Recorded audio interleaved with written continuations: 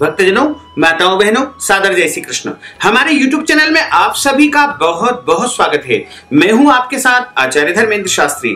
आज हम आपको ऋषि पंचमी की ज्ञानमयी और दिव्य कथा सुनाने जा रहे हैं। इस कथा का वर्णन पुराणों में बताया है और इस कथा को सभी को श्रवण करना चाहिए, क्योंकि विशेष करके जो माताएं बहनें होती है उनके द्वारा मासिक धर्म के दौरान कई प्रकार की त्रुटियां या गलती हो जाती है। ऐसे में उनके लिए तो यह व्रत और यह कथा अत्यंत ही महत्वपूर्ण है। यदि वो इस ऋषि पंचमी के व्रत को विधि विधान से करती है तो निश्चय ही उनके समस्त पाप दोष कष्ट समाप्त हो जाते हैं। वैसे ऋषि पंचमी का जो व्रत होता है वो महिला और पुरुष दोनों ही कर सकते हैं, लेकिन खास तौर से माताओं बहनों को ऋषि पंचमी का व्रत अवश्य ही करना चाहिए। अब हम आपको ऋषि पंचमी की दिव्य और ज्ञानमयी कथा सुनाने जा रहे हैं। इस कथा को आप अंत तक जरूर सुनिएगा और अधिक से अधिक लोगों को शेयर भी करिएगा। बोलिए सप्तऋषि भगवान की जय, लक्ष्मी नारायण भगवान की जय, द्वारकाधीश भगवान की जय। गुरुर् ब्रह्मा गुरुर्विष्णु गुरुर्देवो महेश्वरा, गुरुः साक्षात् परब्रह्म तस्मै श्री गुरुवे नमः। एक समय की बात है, राजा सुताश्व ने ब्रह्मा जी से प्रश्न किया कि हे पितामह, कृपा करके मुझे नारी जाति के उद्धार एवं सर्व सुखों को देने वाला कोई उपाय समझाइए। तब ब्रह्मा जी बोले कि हे राजन सुनो, मैं आज आपको नारी जाति के उद्धार के लिए तथा नारी जाति के समस्त पापों को नष्ट करने वाला, मनवांछित फल को देने वाला एक उत्तम व्रत बताने जा रहा हूं। और इस व्रत को भाद्रपद माह के शुक्ल पक्ष की पंचमी तिथि को किया जाता है। और इस व्रत को यदि संपूर्ण विधि विधान से कोई भी स्त्री, महिला या नारी जाति करती है तो निश्चय ही उसके जन्म जन्मांतर के समस्त पाप दोष नष्ट हो जाते हैं तथा नारी जाति को अभिष्ट फलों की प्राप्ति होती है। इस विषय में, इस संदर्भ में एक पुरातन कथा में आपको सुनाने जा रहा हूं, उसे ध्यानपूर्वक सुनना। विदर्भ देश में एक अत्यंत सदाचारी धर्मध्वज उत्तंक नामक एक ब्राह्मण निवास करता था। उसकी पत्नी अत्यंत पतिव्रता, सुशील तथा दानी स्वभाव की थी तथा उसका नाम सुशीला था। उससे एक पुत्र एवं एक पुत्री पैदा हुए। एक पुत्र का जो नाम रखा उसने सुविभूषण रखा। उसने चारों वेदों का सांगोपांग अध्ययन किया। कन्या का समय के अनुसार अच्छी कुल में विवाह कर दिया, किंतु दुर्भाग्य से वह कन्या एक समय जो है विधवा हो गई। वह अपने सतीत्व के रक्षार्थ अपने पिता के घर में निवास करने लगी। वह ब्राह्मण सपरिवार गंगा के तट पर एक कुटिया बना करके और ब्राह्मण बालकों को विद्या अध्ययन कराने लगे और वहां पर निवास करने लगे। एक दिन की बात है कि माता पिता की सेवा करते हुए वह कन्या एक पत्थर के ऊपर यानी शिलाखंड के ऊपर शयन कर गई। रात भर में उसके सारे शरीर में कीड़े ही कीड़े पड़ गए और सुबह जब उसने देखा तो उसकी बड़ी ही विचित्र अवस्था हो गई। गुरु पुत्रों ने देखा कि इसके पूरे शरीर में कीड़े ही कीड़े पड़ गए हैं। गुरु पुत्रों ने जाकर के गुरु पत्नी जो गुरु माता थी उनसे जाकर के निवेदन किया कि माता, इन जो है बहन को देखिए, इनके शरीर में कीड़े ही कीड़े पड़ गए हैं। उसकी माता ने तुरंत जाकर के अपनी बेटी को देखा और उठा करके अपने पतिदेव के पास में गई और ब्राह्मण के पास गई। और ब्राह्मण भी अपनी पुत्री की इस दशा को देख करके दुखी हो गया और ब्राह्मणी ने हाथ जोड़ करके कहा कि महाराज, मेरी पुत्री के शरीर में कीड़े पड़ जाने का क्या कारण है? आखिर इसके शरीर में पूरे कीड़े ही कीड़े क्यों पड़ गए हैं? और ब्राह्मण ने आंख बंद करके ध्यान लगा करके कहा कि सुप्रिय सुनो, इस कन्या को जो है मैं अभी बताता हूं कि कीड़े क्यों पड़ गए हैं और इसके अब से लेकर के 7 जन्मों का हाल मैं आपके सामने रखने जा रहा हूं। ध्यान पूर्वक आप सुनिएगा।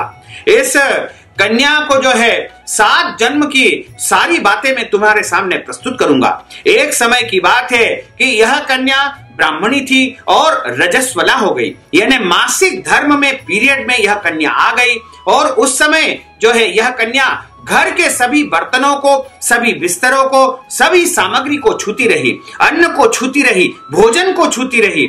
और इसने जो है ऋषि पंचमी का जो व्रत है उसको भी अपमानजनक दृष्टि से देखा था। उसी दोष के कारण इस पुत्री के शरीर में कीड़े ही कीड़े पड़ गए हैं, क्योंकि जो महिलाएं मासिक धर्म में होती है वह स्त्री पहले दिन चांडालनी होती है, दूसरे दिन ब्रह्मघातिनी होती है, तीसरे दिन धोबिन के समान मानी जाती है। और तुम्हारी कन्या ने ऋषि पंचमी व्रत के दर्शन का अपमान भी किया है, इस कारण इसके शरीर की यह स्थिति हो गई है। इससे ब्राह्मण कुल में इसने जन्म लेकर के जो है दोष से मुक्त नहीं हो पाई है, क्योंकि पूर्व जन्म के इसके इतने घन घोर पाप है जिसको समाप्त कर पाना बहुत मुश्किल है। तब सुशीला ने कहा कि महाराज, आप कृपा करके कोई एक ऐसा उपाय बताइए जिस उपाय को करने से इस कन्या के दोष पाप सब नष्ट हो जाए तथा यह पापों से मुक्त हो जाए।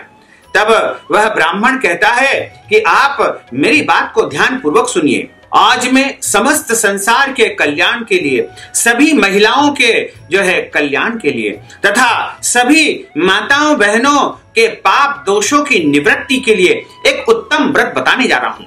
इस व्रत को करने से सभी महिलाएं समस्त पापों से मुक्त हो जाती है और यह व्रत भाद्रपद माह के शुक्ल पक्ष की पंचमी तिथि को किया जाता है और इसका नाम ऋषि पंचमी विख्यात है। ऋषि पंचमी के दिन किसी भी नदी या जलाशय या तालाब में जाकर के और स्नान करने के बाद इस व्रत को किया जाता है तथा इस व्रत में मध्याह्न काल में स्नान आदि करने के बाद सप्त ऋषियों का विधि विधान से पूजन करना चाहिए। सप्त ऋषियों की प्रार्थना करनी चाहिए। एक चौकी के ऊपर सफेद कपड़ा बिछा करके सप्त ऋषि की स्थापना करनी चाहिए। सप्त ऋषियों में सबसे पहले आते हैं महर्षि कश्यप, महर्षि अत्रि, महर्षि भारद्वाज, महर्षि विश्वामित्र, महर्षि गौतम, महर्षि जमदग्नि, महर्षि वशिष्ठ। इनका ध्यान करके अरुंधति सहित इनका पूजन करना चाहिए तथा इनको आचमन, स्नान, चंदन, फल फूल, धूप दीप नैवेद्य आदि से पूजन करके व्रत की सफलता की कामना करना चाहिए तथा इस व्रत को करने के बाद इसका उद्यापन भी विधि पूर्वक करना चाहिए। और चतुर्थी के दिन जो एक दिन पहले आता है उस दिन एक समय भोजन करना चाहिए, क्योंकि जो ऋषि पंचमी का व्रत करता है उनको एक दिन पहले से ही इसका नियम पालन आरंभ कर देना चाहिए। और ऋषि पंचमी के दिन यदि भादो माह के शुक्ल पक्ष की पंचमी तिथि को जो है किसी भी जलाशय पे जाकर के और नित्य कर्म से निवृत्त होकर के दातुन करे तथा स्नान करे और गाय का गोबर लीप करके जो है अपने घर में सप्त ऋषियों की स्थापना करे। यदि संभव हो तो स्वर्ण या चांदी की सप्त ऋषियों की मूर्ति बनवा करके और व्रत का उद्यापन किया जाता है। ब्राह्मण को बुला करके पूजन अर्चन करके हाथ में नारियल और संकल्प लेकर के इस व्रत का उद्यापन किया जाता है। रात्रि के समय पुराण आदि ग्रंथों का श्रवण किया जाता है। शिव पुराण, भागवत पुराण, देवी भागवत आदि ग्रंथों का श्रवण या पठन पाठन किया जाता है और इसके बाद भगवान सप्त ऋषियों का विधिवत पूजन करने से जो है और इस व्रत का पालन करने से सभी स्त्रियां सौभाग्य को प्राप्त करती है, सुख को प्राप्त करती है और उनके मासिक धर्म के सभी पाप दोष पीड़ाएं नष्ट हो जाती है और उनको जो है सभी प्रकार के सुखों की प्राप्ति होती है। उनके घर में सभी प्रकार की लक्ष्मी का निवास होता है। इस व्रत को करने से नारी का जो है सभी प्रकार से जो है कल्याण हो जाता है और जिस माताओं बहनों को पुत्र प्राप्ति नहीं हो पाती है उनको भी पुत्र प्राप्ति का योग बन जाता है, क्योंकि माताओं बहनों को जो है पाप दोषों के कारण ही संतान की प्राप्ति नहीं हो पाती है। तो इसमें जो है उनको सप्त ऋषियों का पूजन करके ऋषि पंचमी का व्रत करना चाहिए। इस व्रत को करने से धन, लक्ष्मी, वैभव के साथ साथ संतान की प्राप्ति होती है और इस संसार में सभी प्रकार का सुख भोग करके धर्म, अर्थ, काम और अंत समय में मोक्ष को प्राप्त कर लेती है। ऋषि पंचमी की एक और कथा भविष्य पुराण में आती है। एक समय की बात है, धर्मराज युधिष्ठिर ने भगवान कृष्ण से प्रश्न पूछा कि हे जनार्दन, हे वासुदेव, कृपा करके ऐसा व्रत बताइए जिससे नारी जाति का कल्याण हो जाए तथा महिलाओं के पाप दोष नष्ट हो जाए।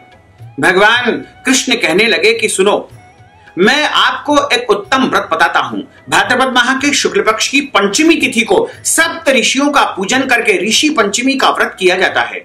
इस व्रत को करने से स्त्री रजस्वला के दोष से मुक्त हो जाती है, अर्थात रजस्वला स्त्री से जाने अनजाने में यानी मासिक धर्म के दौरान महिलाओं के द्वारा जाने अनजाने में कई प्रकार के पाप दोष त्रुटियां हो जाती है। उन त्रुटियों के कारण नारी के जीवन में अनेक कष्ट उसे भोगने पड़ते हैं। उन कष्टों के निवारणार्थ यह ऋषि पंचमी का व्रत किया जाता है। ऋषि पंचमी का व्रत अत्यंत पावन और पवित्र है।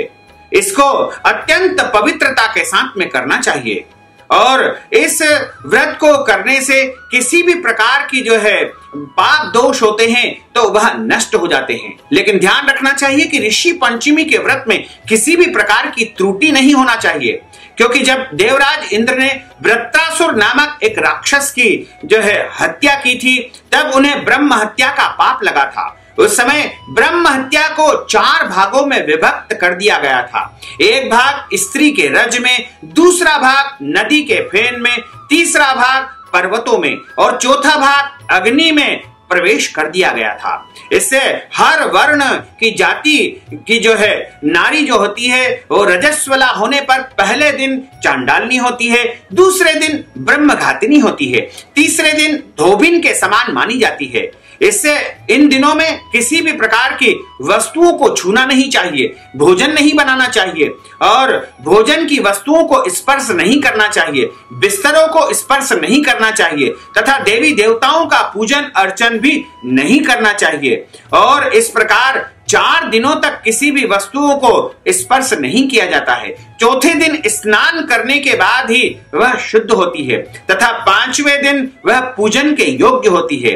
इस प्रकार जो है मासिक धर्म में जो माताएं बहनें होती है उनको जो है पहले दिन भी बाल धोना चाहिए और दूसरे दिन भी बाल धोना चाहिए तथा तीसरे दिन बाल धो करके और चौथे दिन भी बाल धो करके ही स्नान करना चाहिए। चाहे कोई भी वार पड़े, कोई भी तिथि पड़े, लेकिन मासिक धर्म में बाल अवश्य धोना चाहिए। बाल धोने से ही मासिक धर्म से महिलाओं को जो है मुक्ति मिलती है तथा अशुद्धि से जो है वह पवित्र हो पाती है। इस ऋषि पंचमी व्रत को करने से समस्त महिलाओं को दोष से मुक्ति हो जाती है और नारी को मोक्ष की प्राप्ति होती है तथा महिलाएं पवित्र हो जाती है। भगवान कृष्ण कहते हैं कि हे राजन, विदर्भ देश में एक स्नेहजित नाम का अत्यंत प्रतापी, यशस्वी तथा न्यायप्रिय राजा था। उसी राज्य में एक सुमित्र नाम का विद्वान ब्राह्मण था। उसकी पत्नी जिसका नाम जयश्री था, ऋषि कार्य में अचानक रजस्वला धर्म को वह प्राप्त हो गई, यानी मासिक धर्म में वह पीरियड में वह आ गई और समय के अनुसार भोजन आदि प्रत्येक वस्तुओं को स्पर्श करती रही, सभी वस्तुओं को हाथ लगाती रही। इस प्रकार समय पूरा होने पर दोनों ही पति पत्नी की मृत्यु हो गई। मृत्यु के बाद पुनर्जन्म में ब्राह्मणी को कुतिया का जन्म मिला तथा उस ब्राह्मण को बेल का जन्म मिला तथा अपने तप के प्रभाव से दोनों को अपने अपने पूर्व जन्म की बातें याद रह गई और स्मरण रह गया, क्योंकि पूर्व जन्म में उन्होंने जो मासिक धर्म के दौरान गलतियां की थी, समस्त वस्तुओं को छू रहे थे, इसके कारण उनको कुतिया तथा बेल बनना पड़ा। लेकिन उनके पुण्य प्रताप के कारण उनको पूर्व जन्म की सारी बातें याद रही तथा वो कुतिया और बेल दोनों अपने पुत्र के घर में ही पल रहे हैं। एक दिन की बात है, उनका जो पुत्र था, ब्राह्मण पुत्र, वह श्राद्ध पक्ष में अपने पिता की तिथि आने पर विधि पूर्वक ब्राह्मणों को भोज करवाने के लिए अपनी पत्नी को अत्यंत स्वादिष्ट पकवान बनाने की आज्ञा देता है और श्राद्ध की संपूर्ण तैयारी करती है। इधर ब्राह्मण पुत्र वधु ने विविध प्रकार के पकवान, खीर आदि भोजन तैयार किए। दुर्भाग्य से उस खीर में जो ब्राह्मणों के लिए तैयार की गई थी उसमें एक सर्प ने विष गिरा दिया और उस कुतिया ने देखा कि यह सर्प ने इस खीर के अंदर विष गिरा दिया है। यदि इस खीर को ब्राह्मण खाएंगे तो वो मर जाएंगे, उनकी मृत्यु हो जाएगी और मेरे पुत्र को ब्रह्म हत्या का पाप लगेगा। ऐसा विचार करके उस कुतिया ने जो है अपनी पुत्र वधू की दृष्टि को बचा करके उस खीर को जो है झूठा कर दिया। तब बहू ने उस कुतिया को दरवाजा बंद करके इतना मारा कि उस कुतिया की कमर तोड़ दी और पूरी खीर को बाहर फेंक दी। दोबारा दूसरी खीर बना ली, फिर श्राद्ध करके ब्राह्मणों को भोजन करवाया। रात को कुतिया ने अपने पूर्व पति बेल को जाकर के वो दिन भर में जो भी व्यतीत हुआ था वह सब बात बताई। और वह बेल बोला कि हे प्रिय, क्या बात हुई, किस कारण से तुम्हें लाठी मार करके तुम्हारी कमर तोड़ दी, यह सारी बात मुझे विस्तार पूर्वक बताओ। तब उस कुतिया ने बेल को सारा वृत्तांत सुनाया, किस कारण से उसकी पुत्र वधू ने लाठी मार मार करके आज उसकी कमर तोड़ दी है। वह अपना संपूर्ण समाचार सुना करके कहने लगी कि स्वामी, हमारा इस योनि से किस प्रकार से छुटकारा प्राप्त होगा, हमको किस कुकर्म के कारण यह दुख भोगने पड़ रहे हैं। ब्राह्मण पुत्र वहीं छुप करके उन बेल और कुतिया की सारी बातों को सुन रहा था।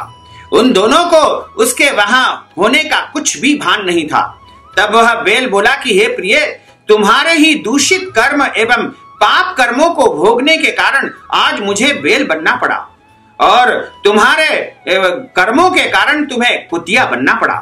यह कहकर उसने अपने पूर्व जन्म की वह संपूर्ण कथा बताई, जब वह रजस्वला के समय भोजन आदि सभी सामान को स्पर्श करती रही। उसी पाप के कारण तुमको कुतिया तथा मुझे बेल बनना पड़ा, जिस पर अभी भी तुम्हारे स्वभाव में कोई परिवर्तन नहीं आया है, क्योंकि तुम्हारी कुतिया की योनि है, फिर कुत्ते का स्वभाव भी वैसा ही होता है। उसी कारण ही तुम्हारे ऊपर इन सब बातों का कोई असर नहीं है। देखो, यह पूरा परिवार हमारे पिछले जन्म का ही परिवार है। जिसके घर में हम रहते हैं वो मेरा पुत्र है, और जिसने आज मुझे पूरे दिन मुंह बांध करके खेतों में हल चलवाया है। घर पर इसकी पत्नी ने मेरे नाम का श्राद्ध किया और मेरे ही नाम से ब्राह्मण को भोजन करवाया, जबकि प्रातः से मैं निरंतर हल चलाता आ रहा हूं। अभी तक मुझे खाने का चारे का एक भी तिनका इसने नहीं दिया है। यह सब तेरे ही उस कुकर्म दुष्कृत्य का प्रभाव है। उन दोनों की पूरी बात को सुनकर के उसके जो पुत्र है उसको घोर कष्ट हुआ। वहां से आकर उन बेल एवं कुतिया दोनों माता पिता को उसने प्रेम से भोजन करवाया। वह अत्यंत दुखी होकर के वन में चला गया और वन में जाकर के वहां एक ऋषि के आश्रम पर पहुंचा। वहां उसने कुछ समय बिताया। एक दिन सुअवसर आने पर ऋषियों से पूछा कि हे दयालु, मेरे माता पिता कुतिया तथा बेल की योनि भोग रहे हैं, वह इस योनि से किस प्रकार से मुक्त हो पाएंगे?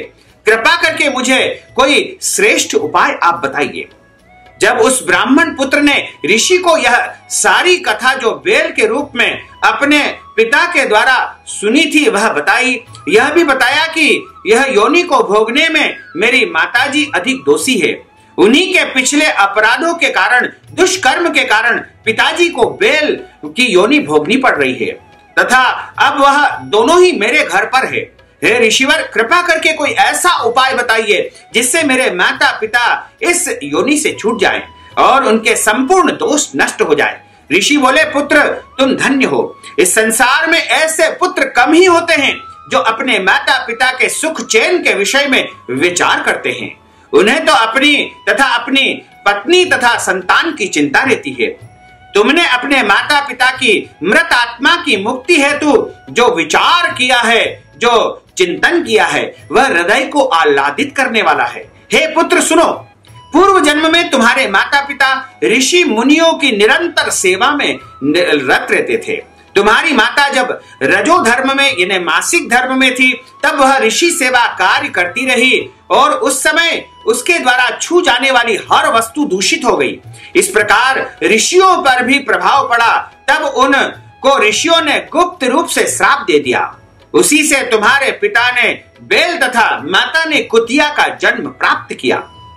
अब तुम अपने माता और पिता के मोक्ष के लिए, उनके पापों से उनको मुक्ति दिलाने के लिए भाद्रपद माह के शुक्ल पक्ष की पंचमी यानी ऋषि पंचमी का व्रत करो तथा दोनों ही पति पत्नी उस व्रत को अपने माता पिता के हित में संकल्प करके उसका समस्त पुण्य उन्हें प्रदान कर दो। इस व्रत को करने से तुम्हारे माता पिता पशु योनि से मुक्त हो जाएंगे तथा उनको स्वर्ग की प्राप्ति हो जाएगी।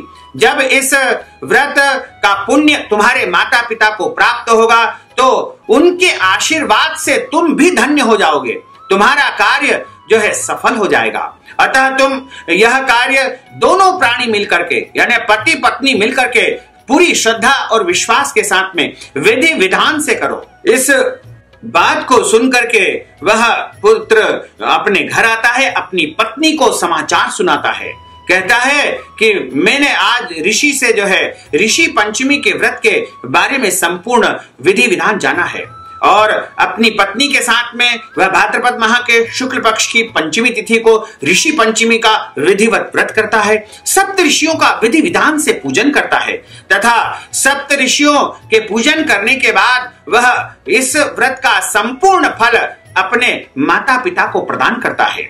इस प्रकार उसके माता पिता जो है बेल और कुतिया की योनि से छूट जाते हैं तथा उन्हें स्वर्ग की प्राप्ति हो जाती है, उनका मोक्ष हो जाता है। इस प्रकार इस व्रत के पुण्य प्रभाव से वह ब्राह्मण भी जो है इस संसार में सभी सुखों को भोग करके अंत में मोक्ष पद को प्राप्त कर लेता है। भगवान कृष्ण कहते हैं कि हे राजन युधिष्ठिर, जो नारी इस व्रत को संपूर्ण विधि के साथ में अत्यधिक श्रद्धा भाव से पालन करती है तथा सप्त ऋषियों का आदर सहित पूजन करती है, वह भयंकर रजस्वला दोष से मुक्त होकर के और धन धान्य पुत्र पौत्रादि का सुख को प्राप्त करती है, सौभाग्यवती होकर के अमर पद को प्राप्त करती है। इसलिए इस व्रत को करने से नारी जाति के समस्त पाप जो है समाप्त हो जाते हैं। विशेष करके महिलाओं के लिए यह व्रत अत्यंत उपयोगी है। पितृ आत्म तुष्टि हेतु दंपति भी यानी पति पत्नी इस व्रत को कर सकते हैं, क्योंकि माता पिता के द्वारा यदि कोई भूलवश अपराध हो गया हो तो उसकी निवृत्ति के लिए पति पत्नी जोड़े सहित इस व्रत को कर सकते हैं और इस व्रत को करने से अनेक तीर्थों का फल प्राप्त होता है और अनेक प्रकार के व्रतों का फल इससे प्राप्त हो जाता है। हे युधिष्ठिर, यह व्रत बड़ा ही महान पुण्यदायी है। इस प्रकार ऋषि पंचमी की यह कथा हमने आपको सुनाई है। बोलिए कृष्णचंद्र भगवान की जय, सप्त ऋषि भगवान की जय। अच्युतम केशवम राम नारायणम कृष्ण दामोदरम वासुदेवम हरे श्रीधरम माधवम गोपिका वल्लभम श्री जानकी नायकम श्री रामचंद्रम भजे जानकी मनोहरम सर्वलोक नायकम श्री शंकरादि सेवितम पुण्य नाम कीर्तनम श्री राम राम राम राम राम नाम तायकम राम कृष्ण वासुदेवा भक्ति मुक्तिदायकम राम कृष्ण वासुदेवा भक्ति मुक्तिदायकम राम कृष्ण वासुदेवा भक्ति मुक्तिदायकम। बोलिए लक्ष्मी नारायण भगवान की जय, गोपाल कृष्ण भगवान की जय, श्री वृंदावन बिहारी लाल की जय, राजा रामचंद्र भगवान की जय। धर्म की जय हो, अधर्म का नाश हो, प्राणियों में सद्भावना हो, विश्व का कल्याण हो, सनातन धर्म की जय हो, गौ माता की जय हो, नगर बस्ती की जय हो, आज के आनंद की जय हो, कल के आनंद की जय हो, परसों के आनंद की जय हो, बरसों बरसों के आनंद की जय हो। नमः पार्वती पते हर हर महादेव हर। तो भक्तजनों, माताओं बहनों, हमने जो ज्ञानवर्धक जानकारी आपको दी है उसको आप अधिक से अधिक लोगों को शेयर करिएगा, लाइक करिएगा, कमेंट करिएगा और यदि अभी तक आपने सब्सक्राइब नहीं किया तो अभी और इसी समय सब्सक्राइब अवश्य कर लीजिए। आपको और आपके पूरे परिवार को सादर जय श्री कृष्ण, सादर धन्यवाद।